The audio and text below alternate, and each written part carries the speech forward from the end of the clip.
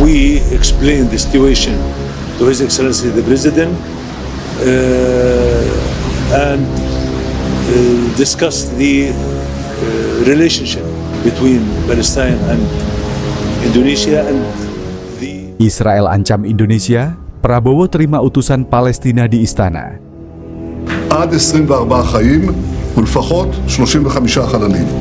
אנחנו לא מוותרים על אף אחד מהם, ואנחנו נחושים להחזיר את כולם הביתה.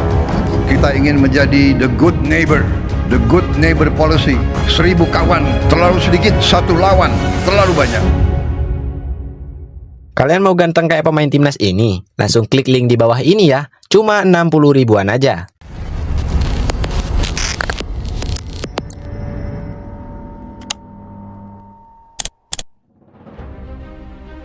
Suasana politik internasional kembali memanas. Kabar terbaru menyebutkan bahwa Israel mengeluarkan ancaman keras terhadap Indonesia.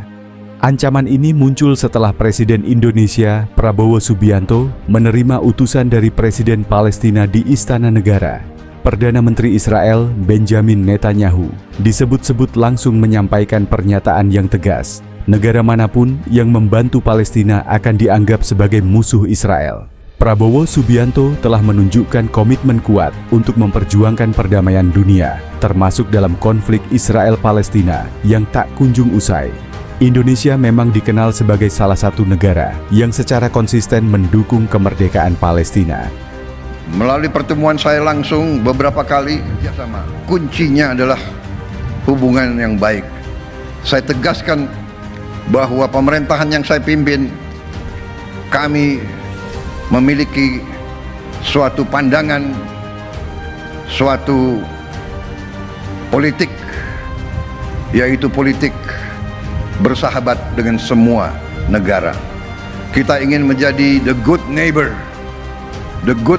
policy. 1000 kawan terlalu sedikit, 1 lawan terlalu banyak. Indonesia tegas dalam hal ini. Pada pertemuan di Istana Negara baru-baru ini, Prabowo menerima utusan dari Presiden Palestina. Meski detail pertemuan ini belum sepenuhnya diungkap ke publik, sumber-sumber terpercaya menyebutkan bahwa utusan tersebut membawa pesan penting. Kemungkinan besar mereka membahas bantuan kemanusiaan untuk rakyat Palestina di Gaza, yang hingga kini masih menderita akibat konflik berkepanjangan dengan Israel. Tak lama setelah pertemuan itu, Benjamin Netanyahu mengeluarkan pernyataan yang menggemparkan dunia. Menurut laporan yang beredar, Netanyahu menyampaikan ancamannya dalam sebuah konferensi pers. בסיום הדיון החלטנו על הצעדים הבאים. ישראל מאמצת את המתווה של שליחו של הנשיא טראמפ, סטיב ויטקוף, להפסקת אש זמנית לתקופת הרמדאן והפסח. עד 24 חיים ולפחות 35 חללים. אנחנו לא מוותרים על אף אחד מהם, ואנחנו נחושים להחזיר את כולם הביתה. Ancaman ini bukan pertama kalinya Israel menunjukkan sikap keras terhadap negara-negara yang mendukung Palestina. Namun, kali ini situasinya terasa lebih serius karena Indonesia adalah negara besar dengan pengaruh signifikan di dunia Islam dan Asia Tenggara. Netanyahu tampaknya ingin mengirim pesan bahwa Israel tidak akan mentoleransi campur tangan pihak lain dalam konflik yang mereka anggap sebagai urusan internal. Tapi, mengapa Israel begitu sensitif? Salah satu alasannya adalah situasi di Timur Tengah yang semakin tegang. Sejak Oktober 2023, konflik antara Israel dan Hamas di Gaza kembali memanas. Serangan Israel ke wilayah Gaza telah menewaskan puluhan ribu warga sipil, memicu kecaman dari banyak negara, termasuk Indonesia. Di sisi lain, Israel mengklaim bahwa mereka hanya membela diri dari serangan roket Hamas. Dalam pandangan Netanyahu, dukungan terhadap Palestina, termasuk dari Indonesia, bisa memperkuat posisi Hamas dan melemahkan Israel. Belum ada pernyataan resmi dari pemerintah Indonesia terkait ancaman Netanyahu. Namun, jika melihat pola sebelumnya, Indonesia kemungkinan besar tidak akan tinggal diam. Prabowo, yang dikenal sebagai pemimpin tegas dan berpengalaman di bidang militer, pasti memahami bahwa ancaman ini tidak bisa dianggap enteng. Di masa lalu, saat masih menjadi Menteri Pertahanan, ia pernah menegaskan bahwa Indonesia akan terus menyerukan penghentian kekerasan dalam konflik Israel-Palestina. Dari sisi diplomatik, Indonesia juga punya rekam jejak yang kuat. Pada 2023, saat konflik Gaza memanas, Presiden Joko Widodo Jokowi secara terbuka meminta Israel menghentikan serangan dan mematuhi hukum internasional. Kini, dengan Prabowo di kursi presiden, sikap ini diperkirakan tidak akan berubah. Bahkan, ada kemungkinan Indonesia akan memperkuat posisinya dengan menggalang dukungan dari negara-negara lain, terutama anggota Organisasi Kerjasama Islam, OKI. Secara formal, Indonesia dan Israel tidak memiliki hubungan diplomatik. Jadi, ancaman ini tidak akan langsung memengaruhi hubungan kedua negara dalam bentuk putusnya kerjasama, karena memang tidak ada kerjasama resmi di antara keduanya. Namun, dampaknya bisa terasa di ranah lain.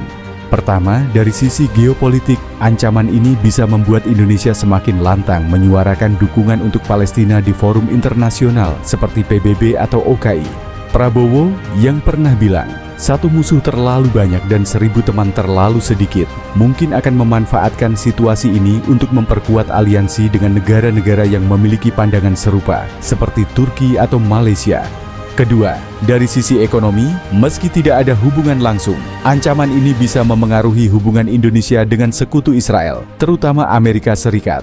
AS adalah mitra dagang besar Indonesia, dan ketegangan dengan Israel bisa mempersulit posisi Indonesia di mata Washington. Namun, sejauh ini, APAS belum memberikan komentar terkait ancaman Netanyahu terhadap Indonesia. Ketiga, dari sisi keamanan, ancaman ini, meski terdengar lebih sebagai peringatan verbal, bisa memicu kewaspadaan di kalangan militer Indonesia. Prabowo, dengan latar belakangnya sebagai mantan jenderal, pasti akan memastikan bahwa Tentara Nasional Indonesia, TNI, siap menghadapi segala kemungkinan, meski kecil kemungkinan ancaman ini berubah menjadi konflik fisik.